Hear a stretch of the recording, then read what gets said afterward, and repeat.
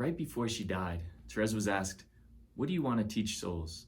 She replied, "I want to teach them the way of spiritual childhood, the way of confidence and total abandon." This is her little way. It is a way of the gospel which Therese discovered. It is the most important thing that she has to offer us. The little way starts with believing that God is merciful love. We must reject an image of God as a kind of strict taskmaster who looks for all of our failings, or the opposite extreme, a kindly uncle figure who doesn't really care about what we do. We must believe that God is an infinitely loving Father who wants to bend down and raise us up out of our misery into his transforming love. The little way starts with believing that God can do what I can't. On Christmas night, when Therese was about 14, she experienced a special grace that brought about what she called her conversion, moving from being a hypersensitive young girl into a mature, loving person. She says, "The work I'd been unable to do in 10 years was done by Jesus in 1 instant." This is where the little way started. It is trust that God can do for us what we could never do for ourselves. When Therese entered the convent, her understanding of this little way developed. As a nun, she experienced a deep tension with wanting to be a saint, but then seeing her own shortcomings. And so she wrote, "Instead of being discouraged, I said to myself, God cannot inspire unrealizable desires.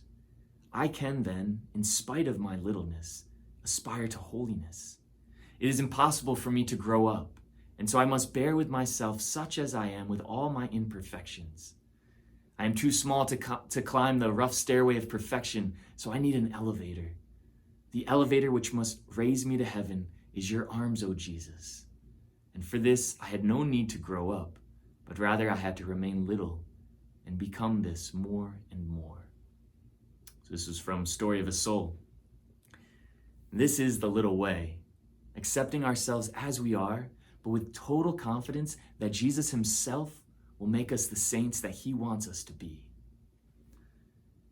Now, some people feel turned off by Therese and the little way. They think it sounds maybe like being lazy or not striving for greatness, but it's really the opposite.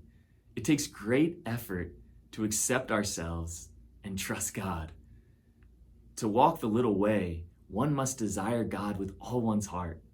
There's no room for indifference. One author defines the little way, kind of sums it up by saying it's the infinity of desire within total powerlessness.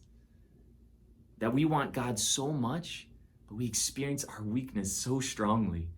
And so we have to channel this energy into confidence that God will make it happen.